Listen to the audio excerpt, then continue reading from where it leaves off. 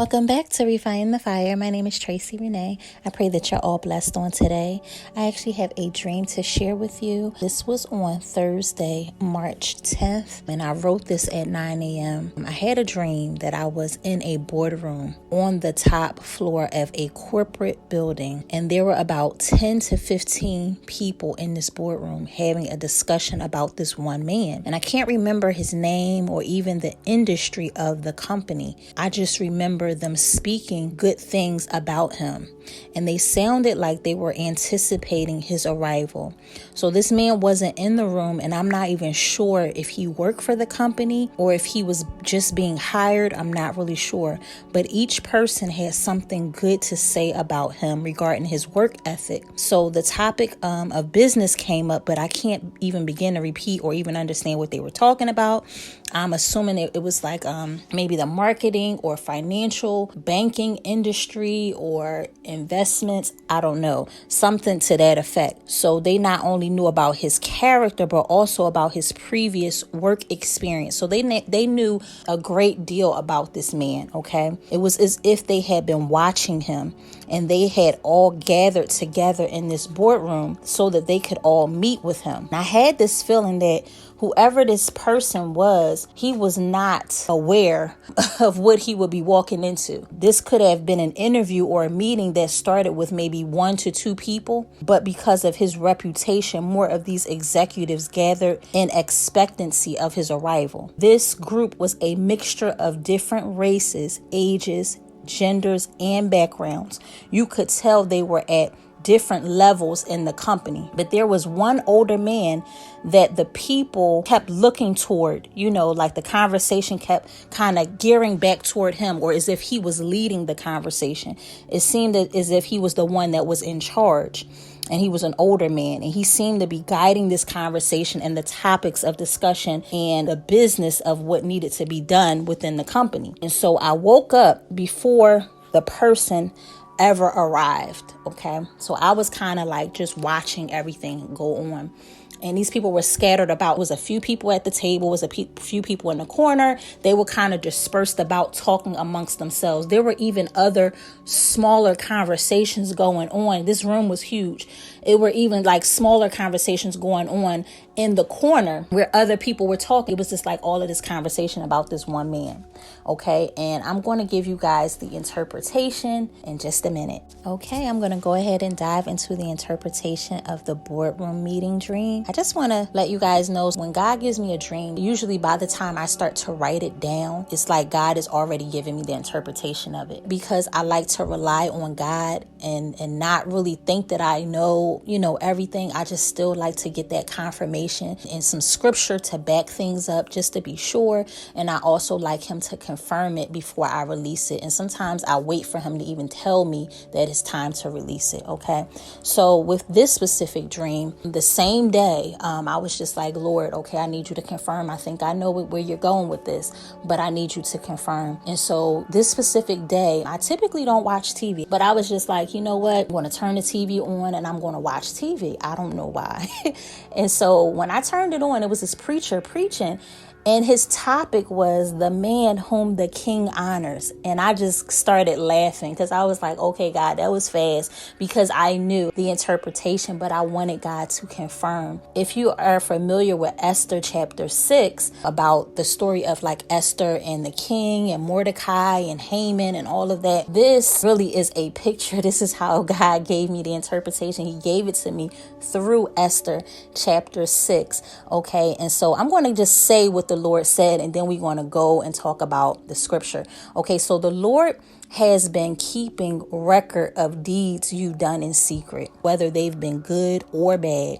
The Lord is going to start to stir up, or he's stirring up conversation and bringing good attention and intention to you. He's putting you on the hearts and minds of people. Your reputation will exceed you. So we know in Esther chapter 6, it seemed as if everything was stripped and snatched from Haman and given to Mordecai, right? It was like a shifting of honor. Ask Haman, what do you think? we should do for this man. And Haman, being the cocky and arrogant person that he was, he thought, oh, you must be talking about me. Y'all know people like that be like, oh yeah, this is definitely about me. So he starts saying all of this stuff, and I'm going to put the scriptures on here so you can see all of the things. Oh man, he went in. Okay, it ended up being that, you know, he finally said, okay, go ahead and do that for Mordecai. And so he basically had to celebrate him and kind of show him off amongst the people. This is his enemy, but he ended up having to sit there and basically celebrate him. Not even really wanting to, but he had to. Even if you go back, y'all, if y'all think about the fact that these thoughts kind of just came up in the king's mind, and he couldn't sleep, and these thoughts kind of just came out of nowhere. It reminded me of when Naomi in the book of Ruth, where Naomi had said to Ruth, the man will not be at rest until he finished this thing this day, or something like that. It's like God will put you on the heart of man. He will put something in somebody's head. They won't know why they can't sleep, why they can't think about nothing else. And they'll be thinking about, oh, how can I bless this person today? And that's what God is going to start doing. He's actually already started doing it. I'm telling you, he's already started, where people, you may have been at a job for 10, 15 years or so, right? And somebody out of the blue decides, okay, we're going to give her a raise now. Now, after you've been waiting all this time, you've been waiting for a raise all this time, and all of a sudden, it's like they decide to do it. It's going to be a lot of that. You guys are going to see a lot of that. You may have not known that you was owed some money or something like that, a check or something in the mail. You're going to see a lot of that. A lot. He said he was flipping the tables over. So the things that was in one person's hand, he's shifting it to somebody else. He's talking about his children, though. People of God, people that have been standing and waiting and doing what they were supposed to do. Not to say that, because God does reign on the just as well as the unjust. But this season is specifically for some people that have been on the bottom, so to speak, right? The bottom of the barrel. You just seem like you can't get ahead. You always strive and struggling and trying to, he's turning some things around. So don't be surprised if somebody come out of nowhere and decide to either elevate you, give you some more money, or something to that effect. You're just being put on the minds and heart of man. And then I love this part. If you jump down to Esther chapter 8, I think it's like verse 7, he even gave Haman's house to Esther. So he literally, can you believe this? He sent for the man to be killed, and then he turned around and said, okay, yeah, here's his house, so not only did he stripped him of everything, and then you see everything's kind of shifted, this was his right hand man. Now he's dead. And now Esther got the house, and Mordecai is like, now he's the right hand man. It's a shift of honor, right? It's the man whom the king honors. God said he don't even slumber or sleep. Listen to this. In Psalm, I think 121, it says God don't sleep or slumber. And you see the king is not asleep. See, these scriptures and these chapters are always pointing back to the Lord. It seems like when God is like blessing somebody and he's using these kings, he kind of represents the king, because he's the King of Kings and the Lord of Lords. Get it? Right? I'm so excited about this word. Anyway, as y'all can see, I can't even get it out. But God said he doesn't sleep nor slumber. So just like this king couldn't be at rest, he's not going to be at rest until he get everything that he's promised for you. See, it's actually already stored up. We think we're waiting. It feels like we're waiting, but in reality, it's just not time yet. Some things it's just not time for you to get yet.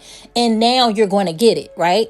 And it's not like God said, okay, let me figure it out now. It's already been stored up. And now it's the time where he's not going to even be at rest until he gets you this thing. This is for you. It's time. It's that appointed time. I pray that y'all take this word to the Lord. I'm serious. Take it to the Lord. Pray about it. Ask him, is it for you? I believe it's for many. Like I said, I feel like we're in a different realm. I'm seeing God's hand on so much in my life and people's lives around me. I'm just seeing the fruit of just everything he's been telling me and he's been showing me.